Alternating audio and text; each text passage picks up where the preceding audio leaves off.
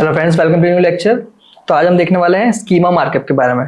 क्या होता है स्कीमा मार्कअप, कैसे यूज़ करना है, कैसे उसकी टेस्टिंग करनी है, कैसे जनरेट करना है, सब कुछ देखेंगे। ओके, तो क्या होता है ये। तो आपने कभी गूगल पे कुछ रिजल्ट पे देखा होगा, उसके नीचे स्टार लगे होते हैं, है ना। स्टार लगे होते हैं, रेसिपी टाइमिंग, FAQs, ऐसे बहुत सारी चीज़ें जो गूगल शो करता है। ठीक है, हमको ये समझ में नहीं आता कि कैसे दिख रही है, पर वो होता है स्कीमा मार्कअप।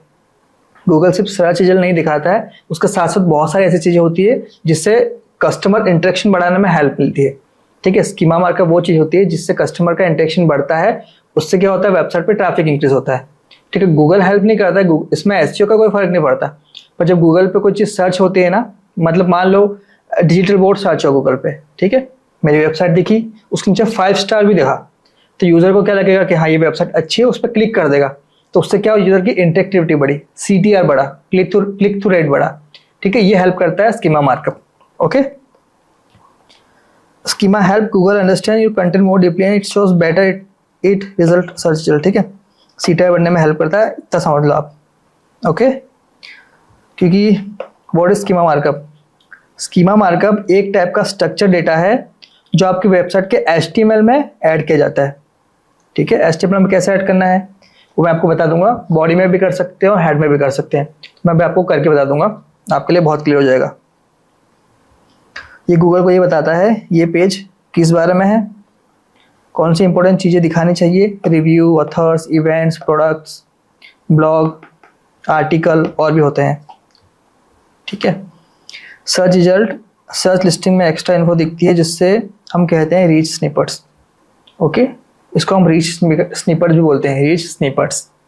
ठीक, एग्जाम्पल ऑफ रीच स्निपर्ट्स कौन कौन से होते हैं, product, recipe, FAQs, event, article, course. जो प्रोडक्ट होते हैं उसमें क्या स्टार रेटिंग दिखती है, प्राइस, अवेलेबिलिटी, ये सब चीज़ें दिखती है। ये बहुत ज़्यादा हेल्प करती है यूज़र को इन्फॉर्मेशन देने में, मतलब मोर इन्फॉर्मेशन देने में। आप डिस्क्रिप्शन में सारी चीज़ ऐड नहीं कर सकते हो, रेटिंग आप नहीं ऐड कर सकते हो, प्राइस आप ऐड कर सकते हो, प्राइस आपकी चेंज होती रहती है। ठीक है, अवेलेबल चीज़ें, मतलब इन स्टॉक है नहीं, आउट स्टॉक, वो सब चीज़ें आपको समझ में आ जाएगी। ठीक है, जब आप यूज़ करोगे तो आपको बहुत क्लियर हो जाएगा। Recipe, cook time, calories, rating. जब आप कोई ब्लॉग लिख रहे हो रेसिपी वाला, तो रेसिपी में डाल सकते हो उसको। FAQs, expandable FAQs in search के अंदर FAQ दिखते होंगे बहुत सारे आपको। कभी कभी क्या होता है, जब आप गूगल कुछ चीज़ सर्च करते होंगे ना, तो FAQ सबसे ऊपर दिखने लग जाते होंगे, कुछ क्वेश्चन के रूप में क्वेश्चन दिख जाते होंगे। फिर उसके नीचे उस पर जब आप क्लिक करते होंगे ना, तो आप सीधा ब्लॉग पर रिडायरेक्ट होते होंगे। तो ये होते हैं FAQ वाला स्कीमा। ओके, इवेंट वाले भी आपको दिखते होंगे कभी कभी, बहुत सारे लोगों को दिखते हैं, मुझे तो नहीं दिखा आज तक। आर्टिकल ब्लॉग तो मुझे वो काफ़ी सारे दिखे, ऑथर, पब्लिश डेट, ये सब कुछ तो आपको दिखते हैं ऑलरेडी। ये वर्ड देखो, जो स्कीमा होते हैं ना, वो मेरे हिसाब से यहाँ इस वेबसाइट में बहुत अच्छे से यूज़ होते हैं। ठीक है, कभी वेबसाइट बनाओ तो मैं रेकमेंड करूँगा शॉपिफाई। वर्डप्रेस भी बहुत अच्छा होता है, पर मेरे हिसाब से शॉपिफाई स्कीमा के लिए सबसे बेस्ट है। अब ऐसा तो नहीं है कि आप स्कीमा यूज़ करने के लिए सिर्फ शॉपिफाई पर चल जाओगे, ऐसा कुछ भी नहीं है। ये मेरा बस रिकमेंडेशन है कि अगर वेबसाइट बनाओ आप ई-कॉमर्स की, तो आप शॉपिफाई पे ही बनाना। ठीक, कोर्स में ड्यूरेशन, नेम, प्राइस, ये सब आता है। हम लोग देखते हैं कि वो कैसे दिखता है, स्कीमा कैसे दिखते हैं वो देखते हैं। तो जो प्रोडक्ट स्कीमा होता है वो इस तरह से दिखता है। देखो, ये रेटिंग दिखी आपको, ये इस तरह से रेटिंग दिखती है। और ऐसा नहीं है कि रेटिंग आप खुद ही डाल सकते हो, आप स्कीमा जनरेट करोगे ना, तो रेटिंग अपने हिसाब से डाल देना आप। मैं आपको बता दूंगा कैसे करना है। ये इन स्टॉक दिखा, ये प्राइसिंग दिखी, तो ये प्रोडक्ट स्कीमा होते हैं। यहाँ पे सिर्फ रेटिंग है, रिव्यूज़ है, प्रोडक्ट स्कीमा हो गया। इवेंट स्कीमा कैसे दिखता है, इवेंट स्कीमा इस तरीके से दिखता है। ठीक है, कौन से डेट को कौन सा इवेंट है, इस तरह से इवेंट स्कीमा हम लोग जनरेट कर सकते हैं, वेबसाइट में ऐड कर सकते हैं। बता दूंगा मैं आपको कैसे करना है। FAQ स्कीमा, ये इस तरह से आपको FAQs दिखने लग जाते हैं, ये FAQ स्कीमा होता है। लोकल बिजनेस स्कीमा, यहाँ पे बिजनेस की पूरी इंफॉर्मेशन होती है। ठीक है, ये आपको GMB जैसा दिख रहा होगा, पर ये जो इसको कहते हैं लोकल बिजनेस स्कीमा ही है। ठीक है, जब आप इन्होंने सर्च क्या किया ये चीज़, तो दिखा क्या ये, तो ये स्कीमा के अंदर ही काउंट होगा। ऐसा तो हर बिजनेस ये बना लेता है, जीएम भी हर बिजनेस बना लेता है, पर हर किसी का थोड़ा ना दिखता है, बहुत से लोगों को नहीं दिखता है। तो जब जब कनेक्ट होता है ना वेबसाइट से ये चीज़, तभी दिखती है, वो नॉर्मल तरीके से वो नहीं दिखती है। ठीक है।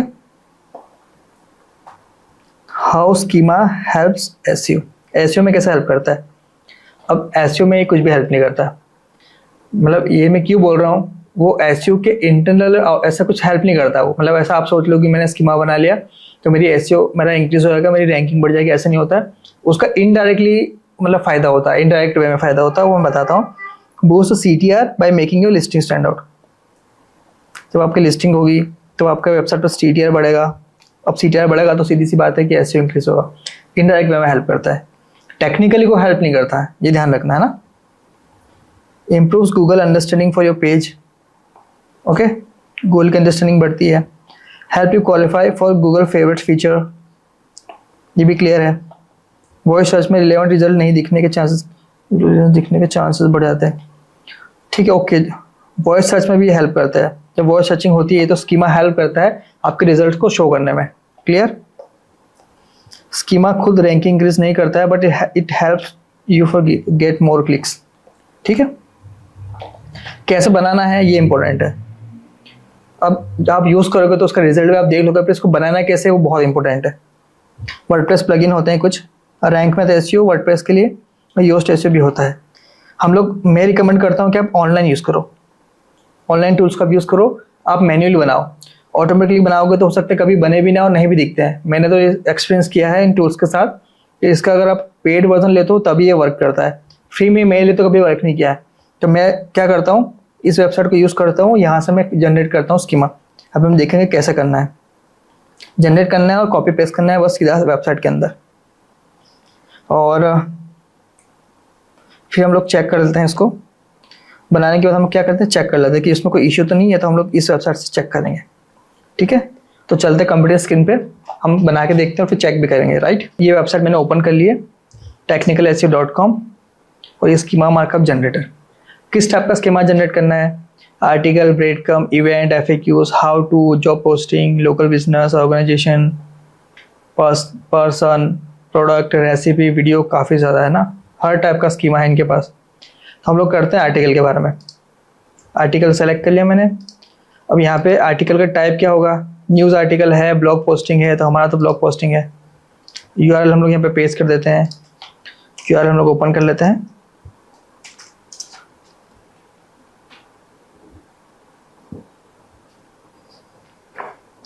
कोई भी हम लोग ओपन कर लेंगे, कोई भी पोस्ट में ओपन कर लेता हूँ।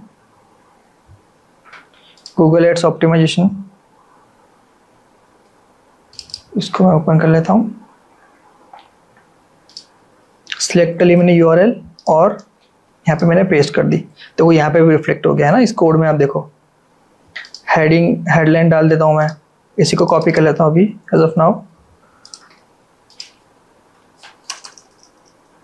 ठीक है, गूगल एड्स ऑप्टिमाइजेशन। इमेज की यूआरएल क्या होगी, यूआरएल को कॉपी कर लेता हूँ, कॉपी इमेज एड्रेस, मैंने यहाँ पे पेस्ट कर दिया। ठीक है, यहाँ पे रिफ्लेक्ट हो रहा है, आप देखते जाना। ऐड शॉर्ट डिस्क्रिप्शन ऐड करना है, तो मैं काम करता हूँ, इसको बोलते हैं टेबल ऑफ कंटेंट्स। ठीक है, प्लगइन होता है जो मैंने आपको लास्ट लेक्चर में बताया था, टेबल ऑफ कंटेंट्स। कैसा स्ट्रक्चर होता है प्रॉपर, देखो मेन हेडिंग होगी, फिर जहाँ पे मैं इस पर क्लिक करूँगा ना तो सीधा चले जाएगा वहाँ पे।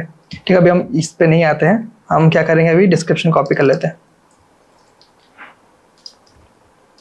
पेस्ट कर दिया मैंने। ऑथर का नाम लिख लेते हैं हम लोग यहाँ पे, कमलेश गार्ड।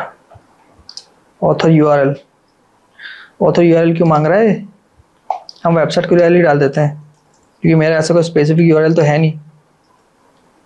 पब्लिशर लोगो भी बोल रहा है, वेबसाइट का लोगो हम लोग डाल सकते हैं।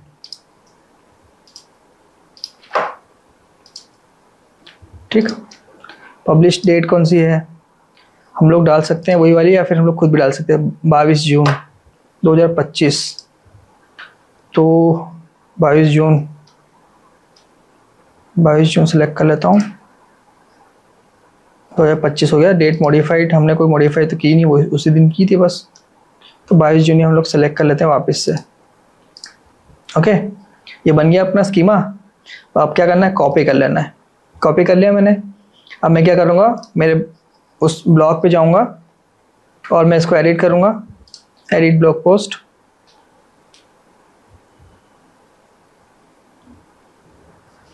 ठीक है, यहाँ पे मैं सर्च करता हूँ, अगर मुझे मिल जाए यहाँ पे स्कीमा डालने के लिए कोई ऑप्शन।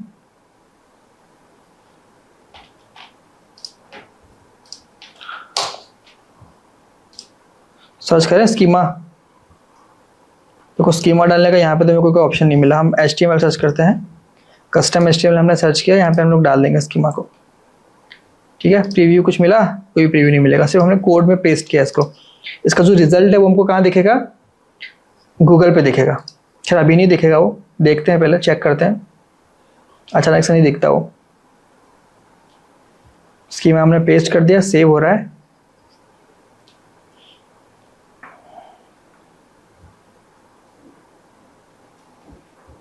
अगर कोई मिस्टेक होगी तो हमको पता चल जाएगा। व्यू पोस्ट कर लेते हैं, उसकी URL को कॉपी करने के लिए।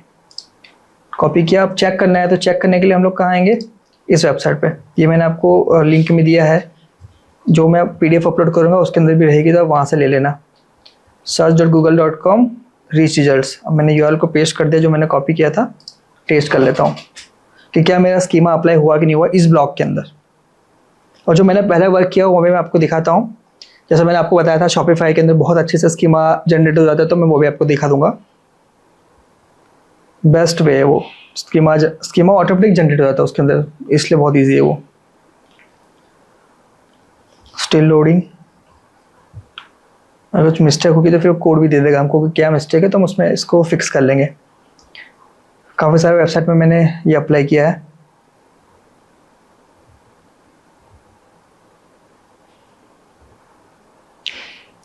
देखो ये है ना, वेबसाइट इतनी स्लो चलती है। ठीक है, ये जो आर्टिकल है, आर्टिकल स्कीमा मैंने अप्लाई किया और आर्टिकल स्कीमा अप्लाई हो गया, तो इसमें नॉन क्रिटिकल इशू है, बाकी चल जाएगा, इसमें कोई इशू नहीं है। ठीक है, वैलिड आइटम डिटेक्टेड। अब मैं एक और वेबसाइट को चेक करता हूँ जिस पे मैंने ऑलरेडी काम किया हुआ है। ओके, ये smartinfusion.shop।